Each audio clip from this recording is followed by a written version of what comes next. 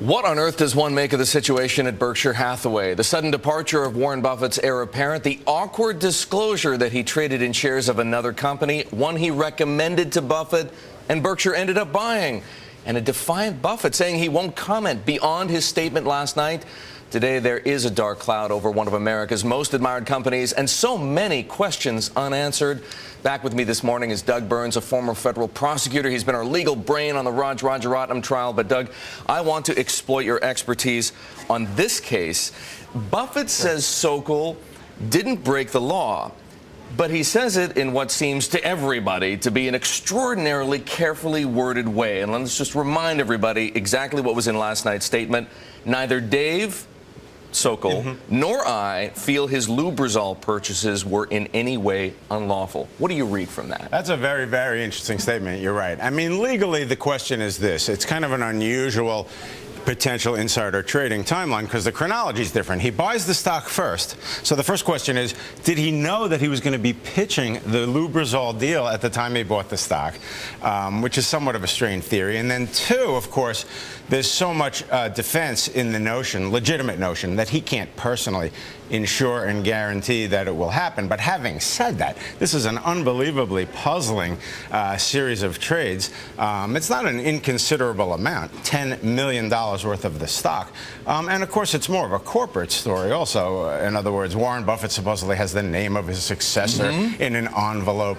You know, he's 80 years old. He has a wonderful reputation. So this thing really catches us like, wow, what does this mean in terms of Warren Buffett? Look, insider trading, as we know, is a very difficult thing to identify. Yes. Maybe less difficult now with wiretaps. But so even if it is an insider trading, let's just say that for a moment because we can't know. Right.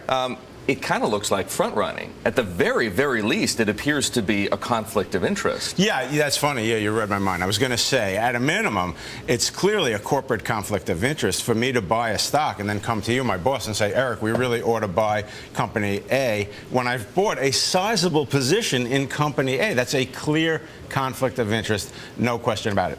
If the SEC is interested, and we understand that they are looking at the very least at Berkshire's disclosure yesterday, if not the transactions themselves, what would the lawyers there want to know beyond what Warren Buffett and David Sokol have had to say in writing and a little bit in public yesterday from Sokol? Yeah, no, I'm glad you asked me that. Basically, they will look very, very carefully at chronologies, of course, and exactly what transactions were done for what exact amounts of money, and then take that chronology and weigh it against exactly what they can investigate and determine happened with the Lubrizol deal. Because your initial observation is so critical. They come right out and say, neither one of us knew exactly what. That's fine, but the SEC might turn around and say, well, wait a minute, time out. We want to make our own determination as to whether that's true. One thing that has escaped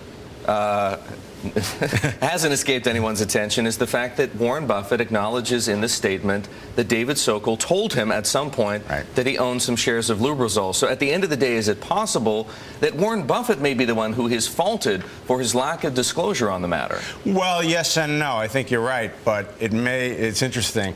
I'm wondering, why did he buy 2,300 shares, and then sell them, and then turn around and make the really large purchase of 100,000 shares, albeit with a limit order at the price of 104. But the fact of the matter is, Warren Buffett's position appears to be that he didn't know the details of how many shares he actually owned. Look, you raise an excellent question, which is one that we cannot answer. What on earth is a guy like David Sokol, who has responsibility, enormous responsibilities at Berkshire Hathaway, doing buying and selling shares for his personal account? I could answer that if I were a psychiatrist, but I'm not. I'm a lawyer.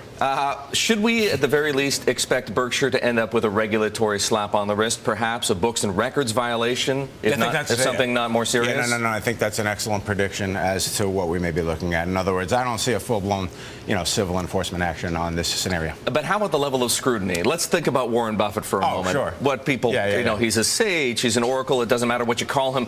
He runs one of the most admired companies in America. He's one of, if not the world's greatest investors. He's an advisor to the president. Put yourself in the shoes of a prosecuting lawyer at the SEC. Do you give him the benefit of the doubt, or because of his stature, do you apply more scrutiny? Well, it's so interesting that you asked that because you have two completely different theories. One is when people build up a lot of goodwill and track record, sometimes that does help them. But then you get the competing argument, and people are going to argue this both ways. In other words, if there's leniency, it's because he's Warren Buffett. But if not, they're trying to single him out and get a notch on their belt. I think it's more the former, and I do think that his goodwill and his excellent reputation. I mean, he's the one, after all, who says whatever we say, you should be comfortable on the front page of the newspaper with your friends and relatives reading it. And that's the kind of the culture he's always developed.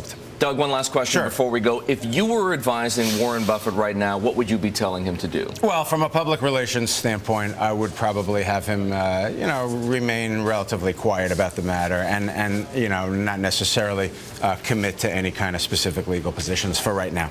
Okay. Doug, thank you very much.